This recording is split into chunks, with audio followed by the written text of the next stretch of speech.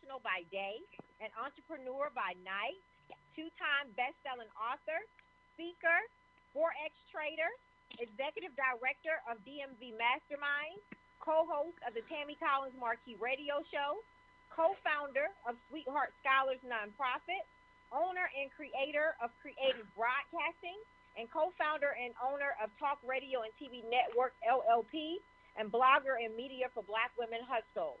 Today, we have a phenomenal guest. Her name is Dr. Barbara Amaya. A little bit about her. Dr. Barbara Amaya is an award-winning advocate, speaker, trainer, author of Amazon best-selling memoir, Nobody's Girl, and graphic novel, The Destiny of Zoe Carpenter, and a survivor leader in the movement to end human trafficking and all violence against women. Barbara has dedicated her life to combating human trafficking and violence against women and children. She holds a background in education, a credential in early childhood development, and a PhD in psychology.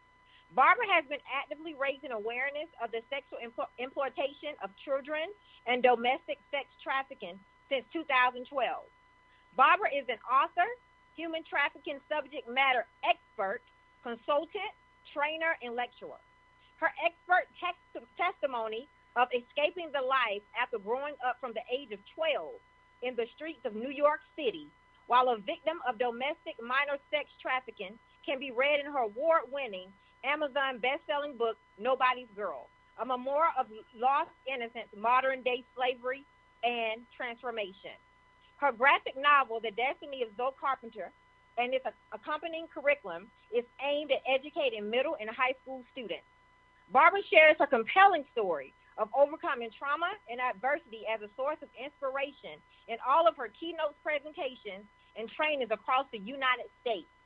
She has lectured at multiple venues and universities, including George Washington University. Her book, Nobody's Girl, was featured in the George Washington University syllabus, the University of Pennsylvania, Penn State, Virginia Commonwealth University, New York University, George Mason University, among others. Barbara was instrumental in the passage of the Washington, D.C. Safe Harbor Bill in January 2015. Barbara mentors survivors of trauma and violence, and she is a member of the NSN, National Survivor Network, the Department of Justice Human Trafficking Task Force, and the Virginia Human Trafficking Task Force, and the NOVA HTI. Barbara serves on multiple advisory boards, including the international nonprofit Artwork for Freedom, Impact, Her Realty, and the Safe Coalition Organization. Welcome, Dr. Amaya. How are you? Hello, how are you this evening? So great to be here. I am awesome. I am as well. Thank you so much for having me. Have you. Yes. Thank you. Thank you so much for having me on. I really appreciate it, and it's an honor. Yes. So please tell the listening audience a little bit about yourself, a little bit more about yourself, Dr. Amaya, before we get started. Well, I don't know where to start. Today I never would have imagined that I'd be doing the work that I'm doing today. Just today, for example, I was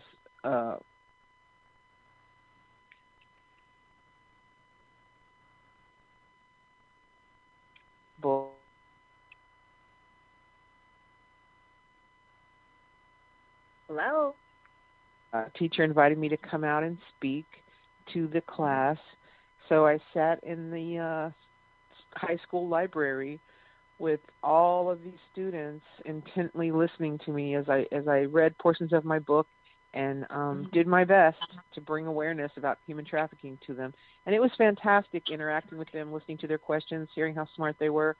And then it just touched my heart.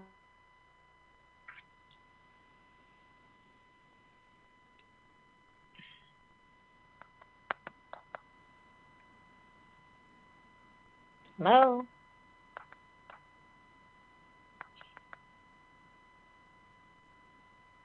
My hope is that they never have to experience what I did as a child. Okay. So I speak to different people in different venues today, and anywhere from a church event to a university conference. I was in Toronto a few weeks ago.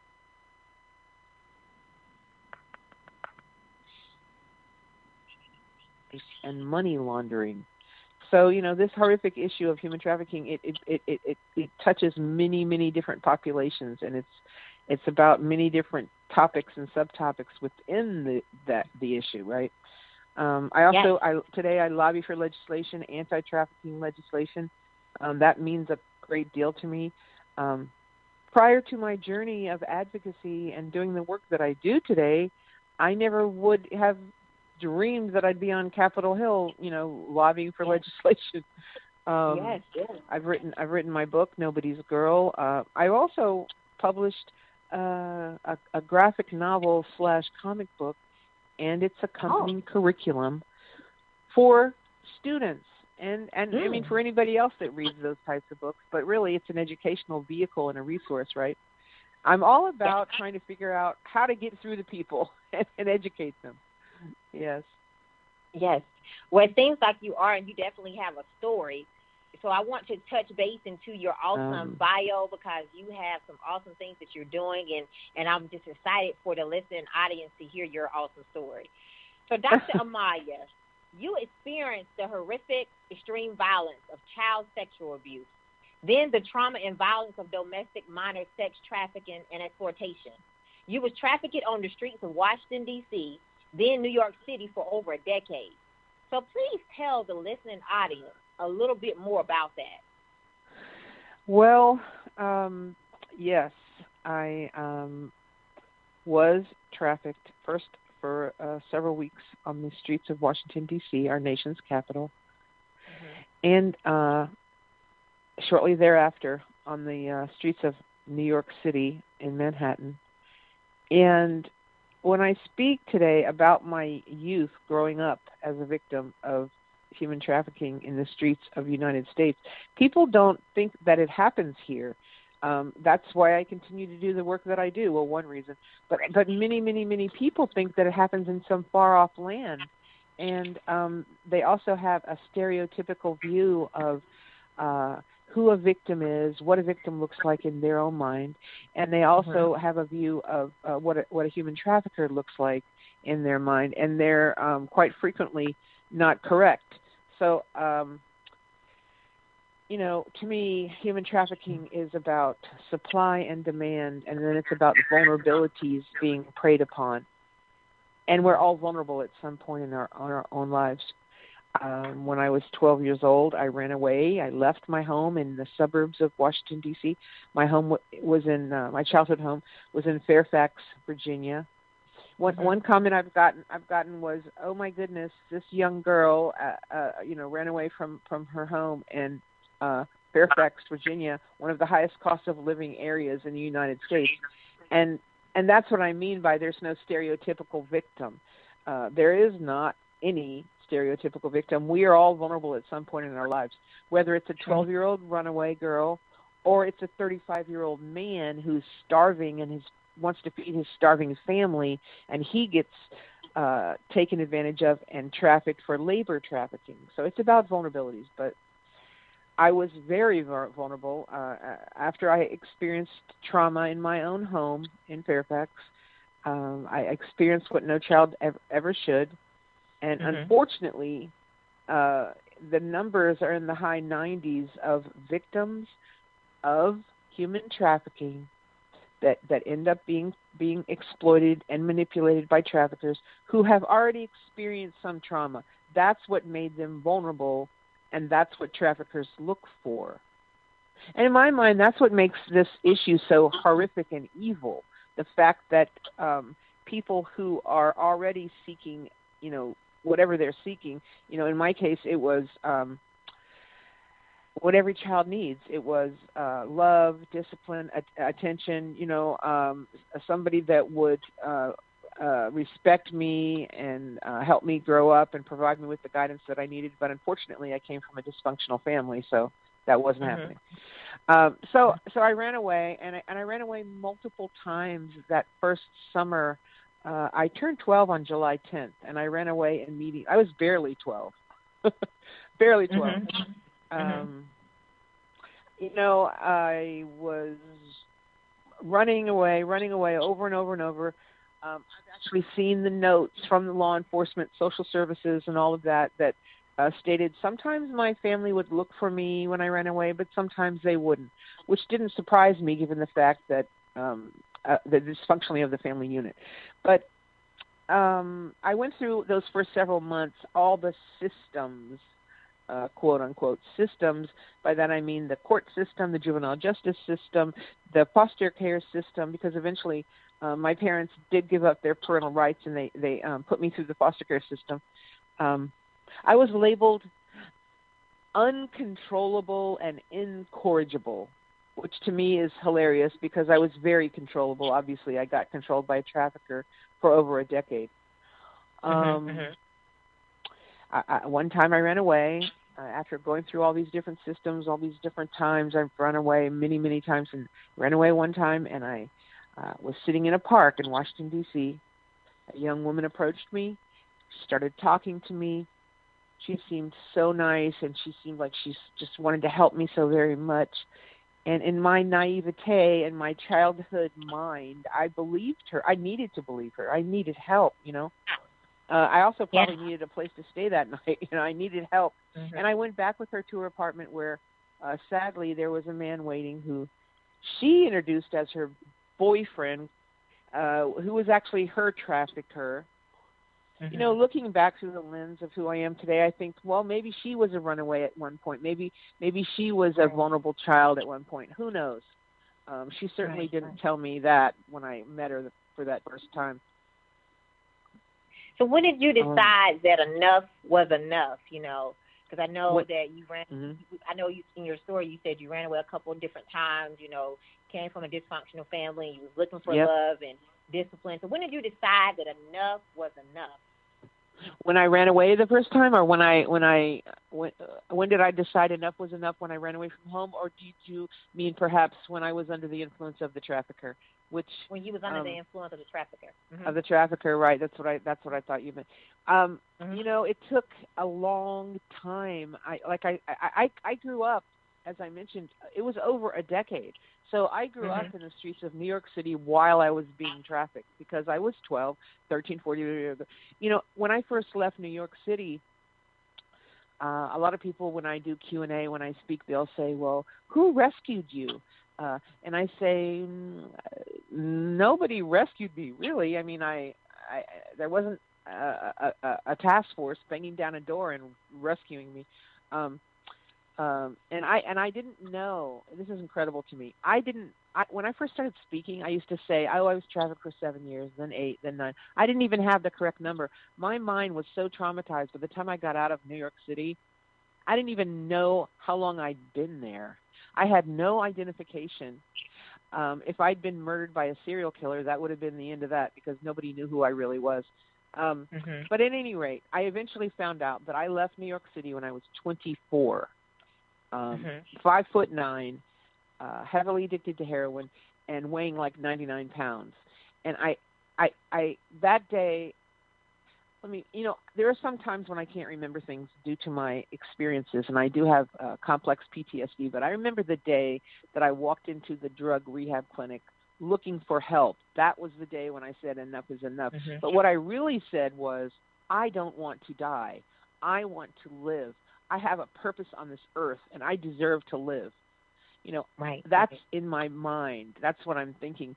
I don't want to be gone from this earth. It's not my time yet. And believe me, in that previous over a decade, there were multiple times when I should have been gone from this earth.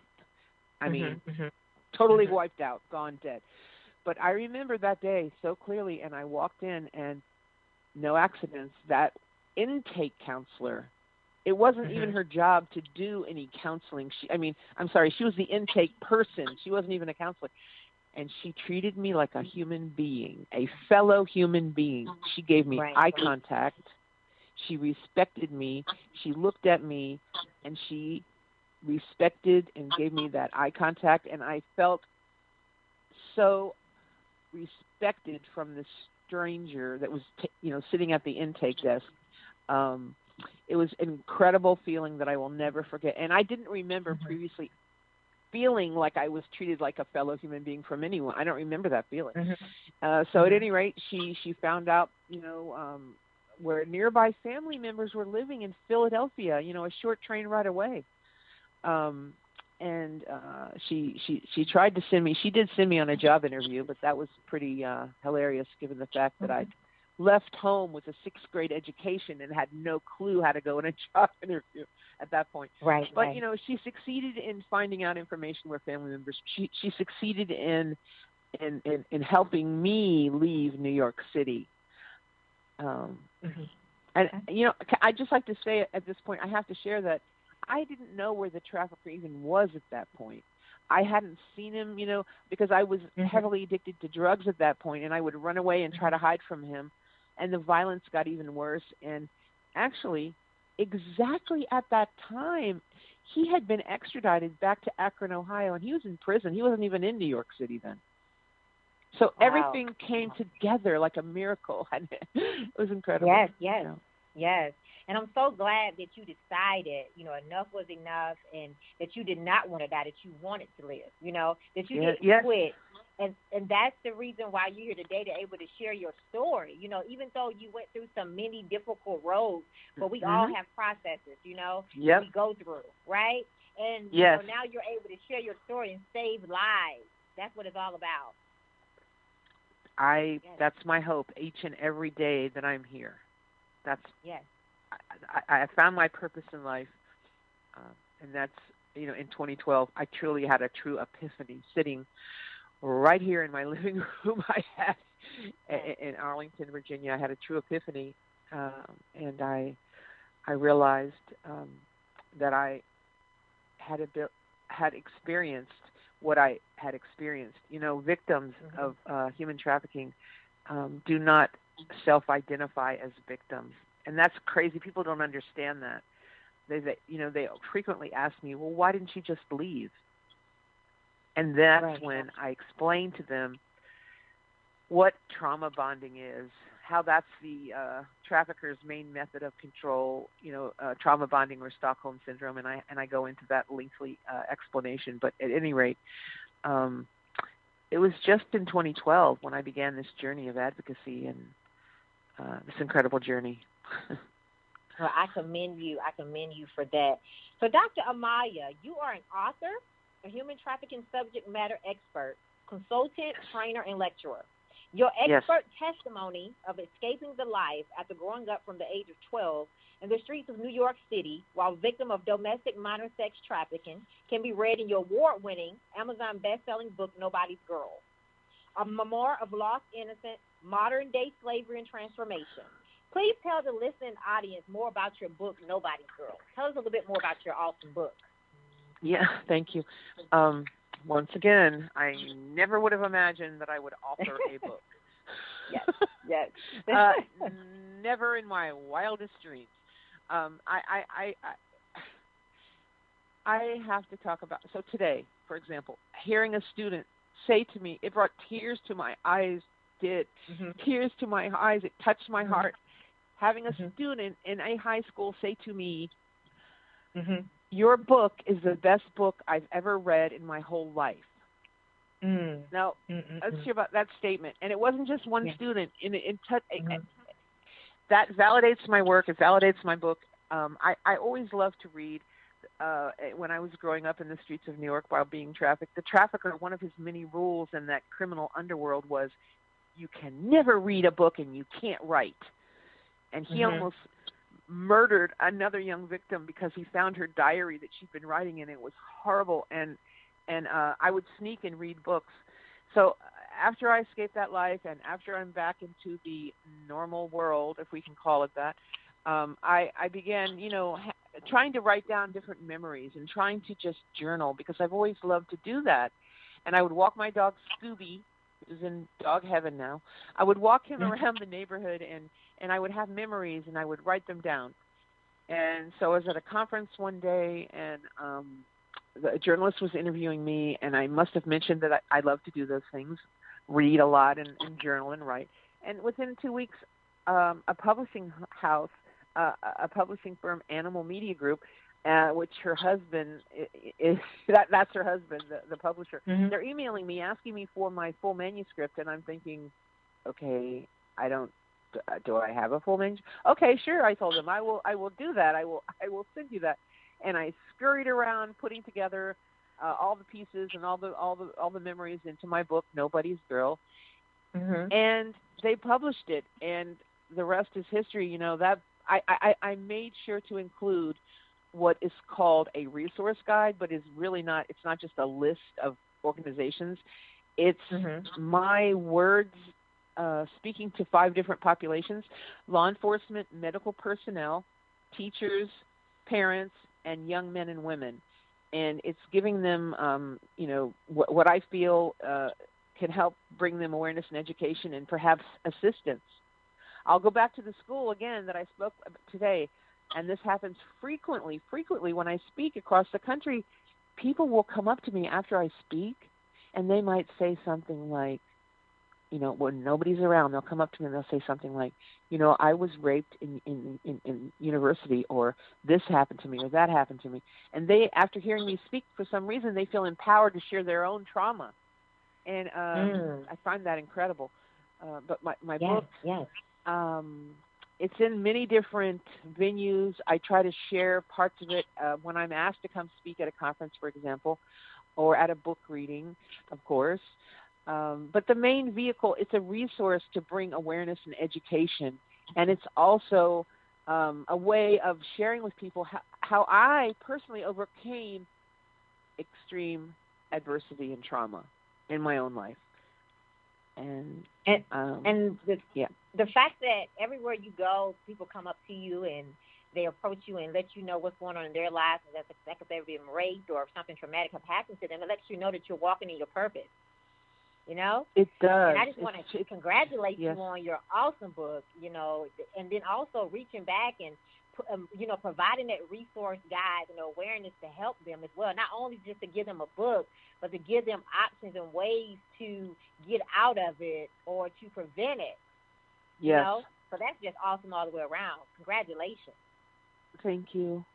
That's my main one of my main hopes, is that my book does provide these resources and I don't want to say advice, but ways that people can see what I've experienced, what I've done in my own life, and perhaps it pertains to their own lives. And so yes, hearing today from these young high school seniors, it moved me beyond description. Truly. Yes. So, Dr. Amaya, your experiences have been interpreted in multiple artworks featured in documentary films, including What Happened to the Girl Next Door, and in Vanity Fair confidential television series on the Investigation Discovery Channel. Yes. Will you please share with the listening audience on how one can accomplish this goal? That's pretty awesome. Once again, I never would have dreamed that my life story would be interpreted in artworks, in different media venues. The artwork that one piece of artwork is Artworks for Freedom. It's a nonprofit, and their founder and director. She didn't interview me. She really listened to my story, and then she interpreted, my experiences into it's about the size of a wall. These work of art that she creates, and they're in venues all over the world. And the piece that she created of my experiences is called "The Game, the Track, the Life." And at any rate, I didn't. I'd never even heard of Artworks for Freedom, and now I'm on their advisory board. It seemed to me that the more I would fight my fear of public speaking, the more that I would speak out, the more people would contact me. And, I had a journalist tell me once, if you have a phobia about something like public speaking and you do it anyway, that means you have a true calling. Mhm. And that I thought was fantastic that he told me that. What I'm saying is sometimes in our lives, even though we have an extreme phobia and fear about something, if Yes. we feel truly called, and if Yes. we believe that we're truly called, and if we Yes. slow down and Yes. take time, and this is so important because in today's world, nobody has time for anything. But if we would just take time to listen to our heart and listen to God speaking to our heart, Mm. no matter your beliefs, Yes. listen to the. Yes. I believe, I believe in God, but Yes. at any rate, Me too. Me listen too. to Mhm. that voice that is directing you, and move forward.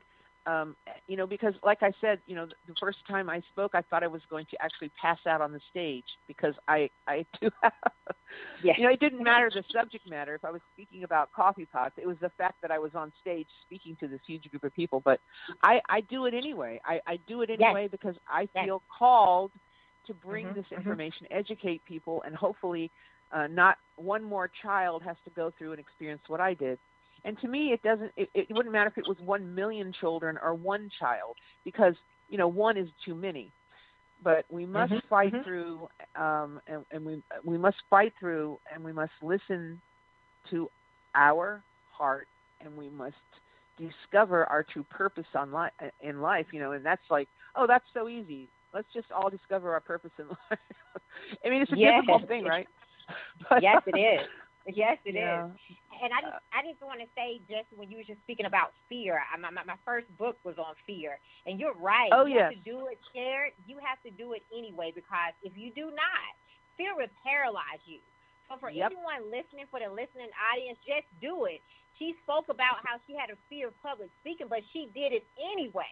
Right? Yes. She did it Yes. anyway. And now she's TEDx, one of the top speakers in the world. She's on TEDx. I mean, she has overcame that, but she did it anyway. So Dr. Amaya, that's awesome. So I would tell Thank anybody, you. follow your purpose, follow your heart, Yes. and just do it. Yes. We often we human beings can overthink things to the max, and your books are fantastic about overcoming that fear, right? We can get all Yes, caught up in that fear, and we can just think I can't do anything, and we're immobilized, and we're just sitting there doing nothing, nada. yes, No, no, no, no. And we can make it so complicated, so very complicated, where we just get all caught up in everything and this and that and everything else, and we don't do anything. You know? right, right, Yes. right. Yeah. So what Yeah. can we expect from you? Because I know you have some great things coming up. What can we expect from you in the future? What are some great projects that you have coming up? Well, I'm currently very much working on anti-trafficking legislation, especially here in Virginia. The state of Virginia is often very conservative in many matters, and I was blessed to be able to return to New York City in 2013 and vacate and clear my name of the criminal records I got when I was a victim. And people might shake their heads when they're listening and go, "What do you mean you were arrested? Weren't you the victim? How could that be possible?" Well, yes, I was the victim. However, states still have, and New York had at that time, laws about anti children being arrested. It didn't matter if they were 21 or 18. I was arrested for being in the streets of New York City, people approaching me, and I'd been programmed by the trafficker to say I was 21, and that's what I said, and I was arrested. But thank goodness New York State was the first state in the United States to put on the books legislation that allowed victims to vacate and clear their names. Today, in my area right here, Maryland has these laws on the books. D.C., we lobbied, we worked, and D.C. just got this legislation on the books just recently. And right now, the state that I'm in, Virginia, does not have this legislation, and I'm working furiously, along with multiple advocates and organizations, trying to get this information and this legislation passed because it's the right thing to do. I'm not Yes. saying clear criminals' records. I'm saying let's slow down. Let's take time to Right. see, is this really a victim or is this a criminal? No, this is a victim. Let's clear their name and not arrest them anymore. I'm not trying to Yes. shame anyone and saying you didn't do your job. Anyway, I'm working on that legislation. I'm also, and authors are funny about this, but I'm going to say it anyway. I'm working on another book. Awesome. And Awesome. my book, I shared that I was working on this book with my moderator for my event coming up on the 28th on Monday, and she said, "Oh my gosh, the data we're going to get from this book, because it's very hard to get data and provide services and get that information from about a criminal enterprise like trafficking. It's hard to Yes. get that Yes. information. So Mhm. I always try to listen to my heart. I always try to listen and see where gaps are in this anti-trafficking community, and I try to provide answers if at all possible. Um, Awesome. I'm Awesome. going to be interviewing traffickers from prisons, Oh wow. and I'm Okay. going. I am already Mhm. interviewing them, and because I believe if we want to stop this issue, we need Mhm. to look at the perpetrators, maybe, right? Yeah. Yes. Yes. Mhm.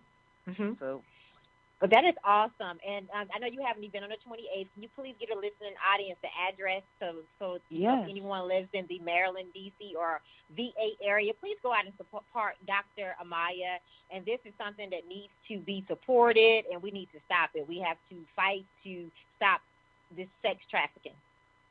yes. The address it's at Faith Faith, Faith Lutheran Church, where, and I find this incredible, I was baptized there when I was a child. And it's, if you think about, that's crazy. That's incredible that Yes. I'm returning as an adult Mhm. woman Mhm. Mhm. to the same Yes. place I was baptized as a child. That's crazy. Anyway, the address is 3313 Arlington Boulevard, Arlington, Virginia, 22201, and it's on Monday the 28th at 7 p.m. And it's more than a book reading, Yes. much more. Miss Kay Yes. Duffield, the director and founder of the Northern Virginia Human Trafficking Initiative, is my moderator. And Awesome. I already planned the book reading, but it came to me once again, trying to listen and trying to be quiet and listen to that voice. It came to me that many people are suffering because of the government shutdown, and especially in this area of Washington Mhm. D.C. area. There's a lot of people that need inspiration, and they need to hear about someone like me that's overcome adversity. So Yes. I'm really Yes. hoping that a lot of federal workers can show up, and that I can share my talk with them when they do. I feel called, definitely called to do that. Um, and I'm hoping that a Yes. lot of people will show up and that I can do my best to speak to them and with them. I'm always Awesome. interactive. I'm never Mhm. lecturing at anyone. I like to be interactive. So Monday the 28th, Faith Lutheran Church, and I will be reading parts of my book, Nobody's Girl, and taking questions and talking with attendees about what their needs are, what they've experienced. What can we all do to end this Mhm. horrific issue? You Mhm. know, Mhm. um, Mhm. because it affects so many people in so many different ways. It's not just about trafficking; it affects so many people in so many ways. Yeah. Yes. So please support her event. I wish you much success, Dr. Maya, on your event on the 28th. Could you please tell the listening audience how they can follow and contact you? Yes, on my website, which I created, Mhm. is barbaraamaya.com, and that's a lot of A's. I know that. It's BARAAMAYA.com. That's my website, and my contact information and everything really is on my website. And as far as people contacting me or emailing me, um, and learning about my past or current work. My book's available, via the links are on my website, but Mhm. also it's available. everywhere else online, and on my publisher's website, excuse me, animalmediagroup.com. But I would say contacting me via my website is probably the best way for people to find me online. Awesome. I do have Facebook and Twitter and everything, but all those links are on my website once again. So awesome. Well, I would definitely be bringing you back on the show because you have so much more to share. So I would like to thank you so much, Dr. Amaya, for taking the time out of your busy schedule to give me the opportunity to interview you today. It was an honor to have you as a guest on my show today. Many blessings to you and many blessings to your event on the 28th as well. And thank you so much for having me. It really, I'm so happy that our paths crossed, and I do hope to speak with you again soon. Your work is fantastic. Your books are incredible, and I hope that everybody finds them and reads them. Awesome. Thank you so much. So I would like to give you are welcome.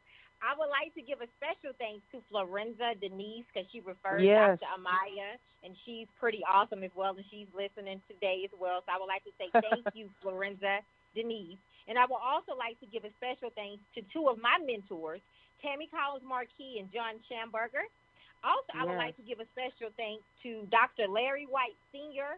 and author Kimberly McLemore. If you are in the Maryland, VA, or D.C. area, please come out and support the 10th Annual Black History Celebration in Annapolis, Maryland on Saturday, February 9th, 2019, from 12 p.m. to 4 p.m. Our keynote speaker will be Dr. Essie McCoy. It's sponsored by Dr. Larry White Sr. and VIP Events Concierge. We will have VIP speakers such as myself, Ashley Little, Dr. Shashika Green, Dr. Valika Moore, Dr. Marcy Ross, author Kimberly McLemore, and author Linda Airy. Please support or donate to this amazing event. So if you're in the Maryland, D.C., or VA area, please come out and support this awesome event on February 9th, 2019. And if you need more information, please reach out to Dr. Larry White Sr. Also, you may follow me on Facebook at Ashley Little and on Instagram at _Ashley A. Little. We will be back here again Tuesday, January 29th, 2019, for another episode of Creating Your Seat at the Table at 8 p.m. Eastern, 7 p.m. Central. Stay tuned for our special guest announcement. Thank you. Thank you so much.